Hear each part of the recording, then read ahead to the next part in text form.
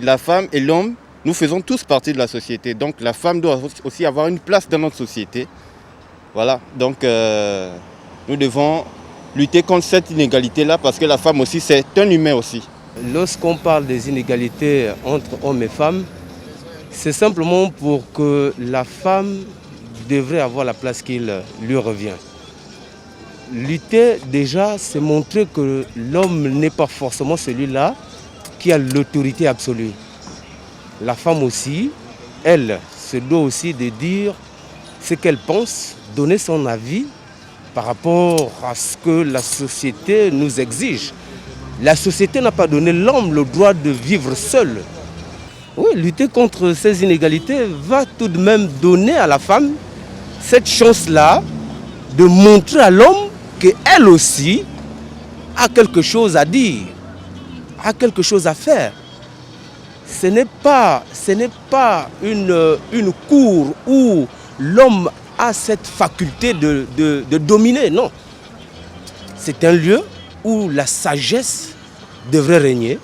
Nous devons lutter les inégalités entre l'homme et la femme parce que nous avons tous les mêmes droits. Il n'y a pas de différence. Bon, il y a une différence, mais nous avons tous les mêmes droits, les droits humains en fait. Mais parce que le suprême a laissé que l'homme fait partie du sexe fort. Et l'homme est dominateur, en tout cas dans tous les sens. C'est Dieu qui l'a laissé. Et ça continue aujourd'hui. En tout cas, pour l'inégalité, je suis vraiment, comment dirais-je, en tout cas, l'homme est fait de sexe fort. C'est Dieu qui l'a laissé, c'est tout. On doit lutter contre les inégalités parce que la femme aujourd'hui, peut avoir un rang.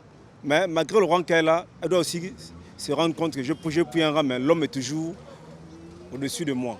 On ne refuse pas que la femme doit avoir une haute fonction, mais elle doit toujours voir aussi la place de l'homme, malgré qu'elle ait une fonction.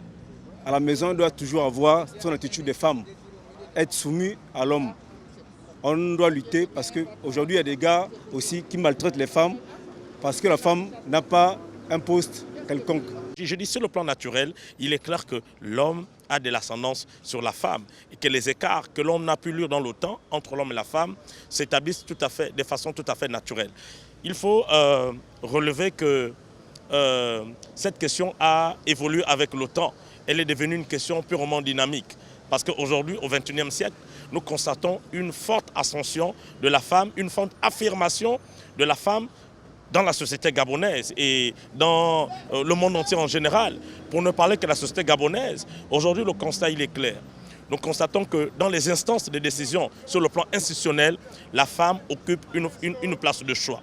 Nous constatons également que sur le plan purement sociologique et politique, nous voyons les femmes monter au créneau en matière d'opinion publique, d'accord, ou d'opinion associative ou d'opinion politique.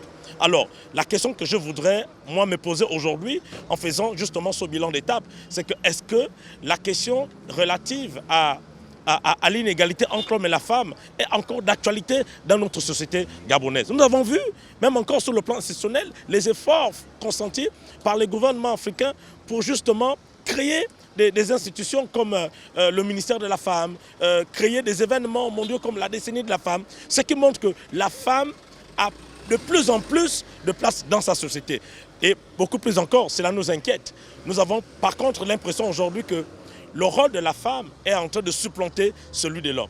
Il y a des sociétés, par exemple des sociétés où la femme n'a pas droit à certaines choses. Elle est oppressée, elle est considérée comme, on peut dire quoi, comme, pas comme un citoyen à part entière. Normalement donc, parce qu'il y a même des cultures où la femme, par exemple, lorsqu'elle fait la cuisine, elle fait manger à sa famille, elle ne peut pas s'asseoir par exemple à la table avec son mari, elle reste à la cuisine pendant que le mari mange. Je vois un peu que ces genres de choses, de situations ne sont pas du tout intéressantes à voir. Mais je dis égalité parce que je crois que la femme d'abord est un être humain comme l'homme, à part égale. Elle le souffle de vie et je pense aussi que c'est un citoyen qui doit être considéré comme tel. Cette lutte est importante parce qu'elle permet justement de pouvoir résoudre les problèmes d'injustice, de violence, d'agression, des problèmes d'oppression qui sont parfois exercés sur les femmes.